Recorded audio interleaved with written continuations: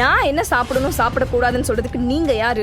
சத்யா எதுக்கு இப்படிலாம் பேசுற? ஸ்ரீனி, இவ்ளோ நேரம் உங்க அப்பா பேசும்போது அமைதியா தானே இருந்த, இப்பவும் அமைதியாவே இரு. சரி சரி, இத அப்புறமா பேசிக்கலாம். அப்புறம் பேசிக்கலாமா? இதெல்லாம் இப்பயே பேசினடா, இன்னையோட இதெல்லாம் விட்டுருமா? அது முடியாது அங்கிள். இங்க நான் என்ன சாப்பிடணும் சாப்பிடக்கூடாதுங்கிறது என்னோட விருப்பம். இங்க ஒருத்தன் என்ன சாப்பிடணுங்கிறத தீர்மானிக்கிற அதிகாரம் யாருக்குமே கிடையாது. இப்போ உங்களுக்காக நான் எடுத்து வச்சிருக்க தயிர் சாதத்தையும் உருளைக்கிழங்கையும் சாப்பிடாதீங்கன்னு சொன்னா சாப்பிடாம இருப்பீங்களா? இல்ல நான் வாங்கிட்டு வந்த கிரில்லையும் தந்தூரியும் சாப்பிடுங்கன்னு சொன்னாதான் சாப்பிட்டுருவீங்களா?